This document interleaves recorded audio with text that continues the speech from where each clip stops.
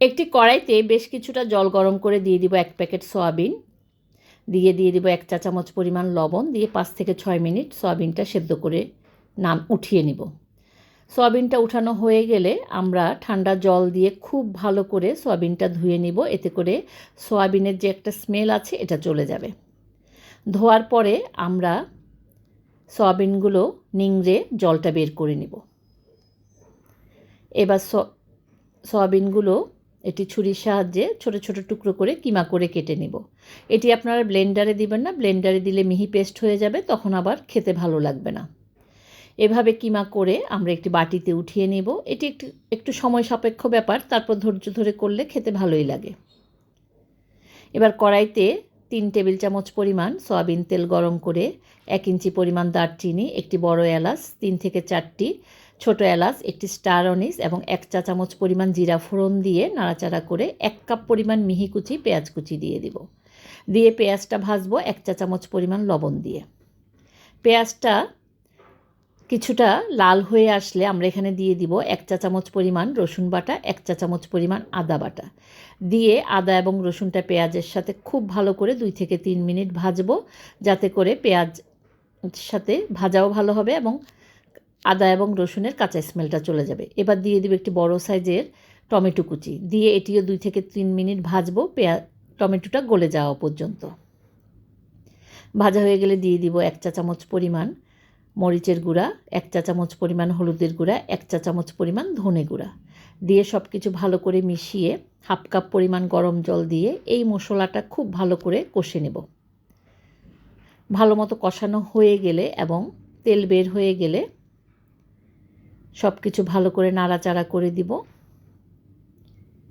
এবার এতে দিয়ে দিব 4 ভাগের 1 কাপ পরিমাণ টক দই ফেটানো। টক দইটা দেওয়ার সময় চুলার আঁচটা একটু কমিয়ে দিবেন, তাহলে টক দইটা ফেটে যাবে না। সব কিছু ভালো করে মেশানো হয়ে গেলে চুলার জালটা বাড়িয়ে মশলাটা তেল বের হওয়া পর্যন্ত কষিয়ে এতে দিয়ে দিব কিমা করে রাখা সয়াবিন, দিয়ে সব কিছু খুব ভালো করে মিশিয়ে নেব।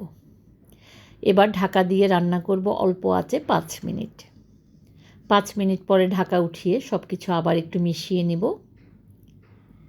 এবার এতে দিয়ে দিব 1 কাপ পরিমাণ গরম জল, দিয়ে সব কিছু খুব ভালো করে মিশিয়ে ঢাকা দিয়ে রান্না করব 5 থেকে 6 মিনিট। 5 মিনিট পরে ঢাকা উঠিয়ে সব কিছু নাড়াচাড়া করে ঝোলটা আরেকটু ঘন হওয়া পর্যন্ত অপেক্ষা করব।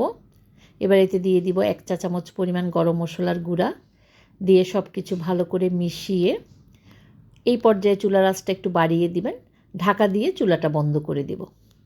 এরপরে কিছুটা সময় পরে আমরা আমাদের সয়া কিমাটা একটি পরিবেশন পাত্রে উঠিয়ে নেব। আর এইদিকে একটি ছোট কড়াইতে 1 টেবিল চামচ পরিমাণ সয়াবিন তেল, 1 টেবিল চামচ পরিমাণ ঘি দিয়ে গরম হলে এখানে আদা কুচি দিয়ে দিব 1 চা চামচ পরিমাণ এবং 1 চা চামচ পরিমাণ মরিচের গুঁড়া দিয়ে এটি একটু ফুটিয়ে নেব। ফুটানো হয়ে গেলে এই ফোড়নটা আমরা আমাদের সয়া কিমার উপরে ছড়িয়ে পরিবেশন করব। এই কাজটি আপনারা পরিবেশন করার ঠিক আগ মুহূর্তে করবেন। তারপরে সব কিছু মিশিয়ে পরিবেশন করবেন আমাদের আজকের রান্না সয়া কিমা। সয়াবিন অনেকে অনেকভাবে খেয়ে থাকেন, এভাবে একবার খেয়ে দেখুন, ভালো লাগবে আশা করি। আমার ভিডিওগুলো যদি আপনাদের ভালো লেগে থাকে তাহলে অবশ্যই ফ্রেন্ডস এবং ফ্যামিলির সাথে শেয়ার করবেন। বাসায় অবশ্যই বানাবেন, কেমন হলো জানাবেন। ভালো লাগলে লাইক কমেন্ট শেয়ার করবেন, আমার প্রোফাইলটা ফলো দিয়ে রাখবেন। এভাবে সব সময় পাশে থাকবেন। ধন্যবাদ সবাইকে।